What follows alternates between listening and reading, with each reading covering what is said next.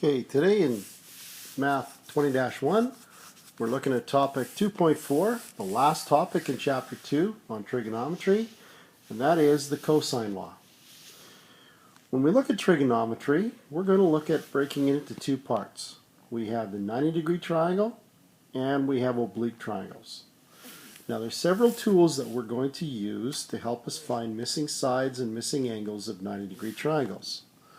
And those things are sine is opposite over hypotenuse, the cosine ratio, adjacent over hypotenuse, the tangent ratio, opposite over adjacent. And we've also got a squared plus b squared equals c squared. And that, of course, is Pythagorean theorem.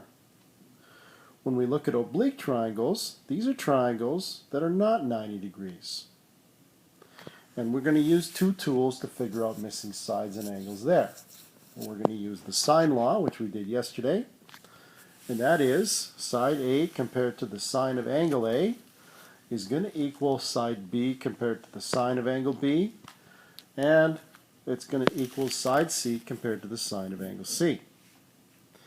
Now, that's what we're going to use if we have a corresponding side and angle. If we don't, we're going to be using the cosine law.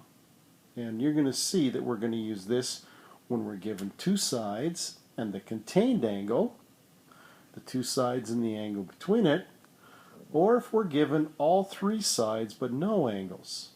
And then we're going to use the same law but with a different form.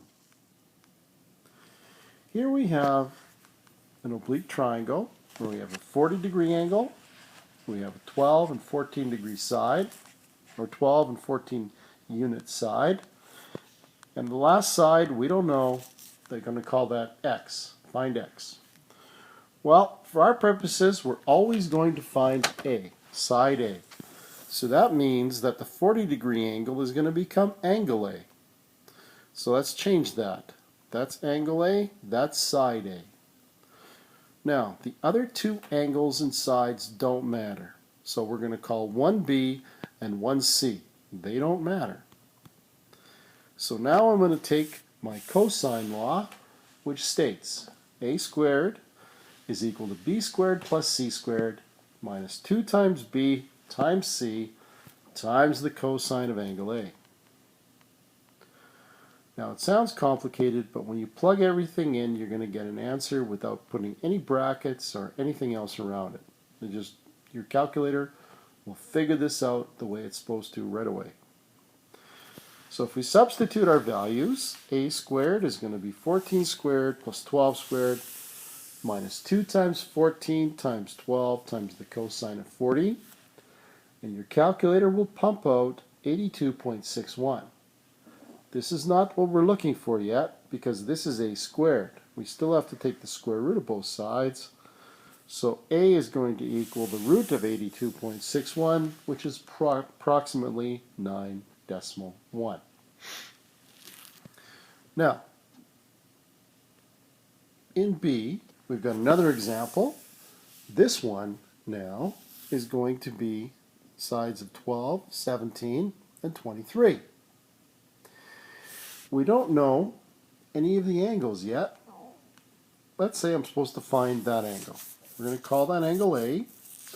And again, we're going to say the cosine of A, because we're going to be working with A, is equal to side B squared plus side C squared minus side A squared divided by 2 times B times C.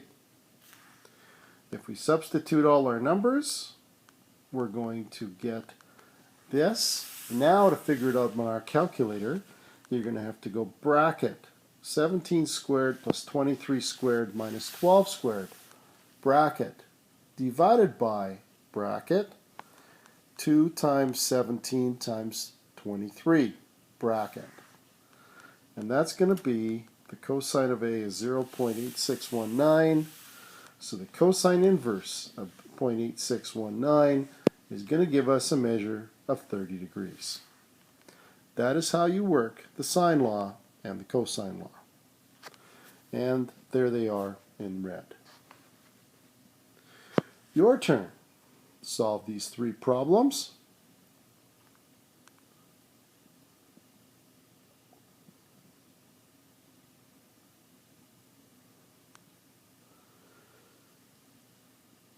In the first one, you've got two sides in the contained angle, so we're going to have to use the cosine law.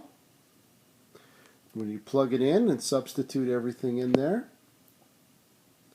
it's going to work out so that a squared is 570,715.2054, and the square root of both sides is going to give you 755.5 for the length of our missing side. In B, it asks us to find angle C. Well, we haven't got a formula that figures out angle C, so we're going to call that angle A. And that, when we're given all three sides, we're going to use the cosine law in this form. Cosine of A is b squared plus c squared minus a squared over 2bc. Now, before I can proceed, I have to change angle C to angle A. That means I'm going to change angle A to angle C. And now I have side C is 19, side A is 14, side B is 12.2, and those are the numbers that I'm going to work with.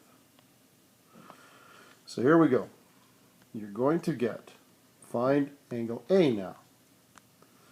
So the cosine of A is going to be, as you see here, 12 squared plus 19 squared minus 14 squared over 2 times 12.2 times 19.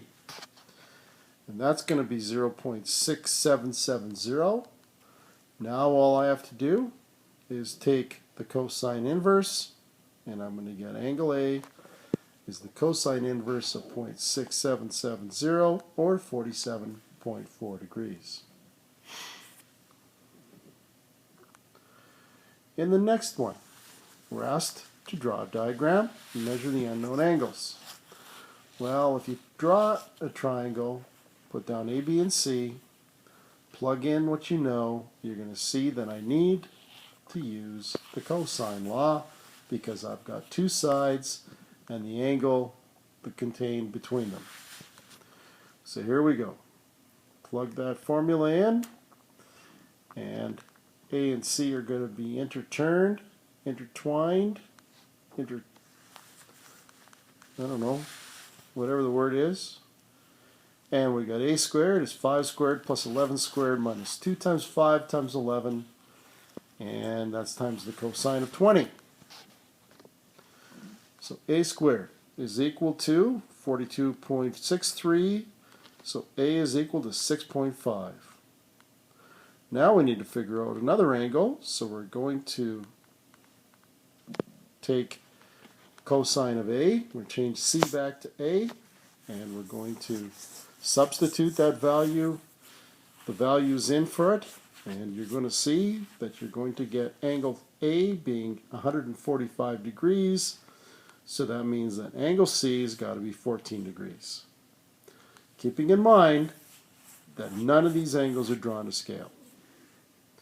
So your assignment then is to do page 119, numbers 1 to 6 and 10 for homework.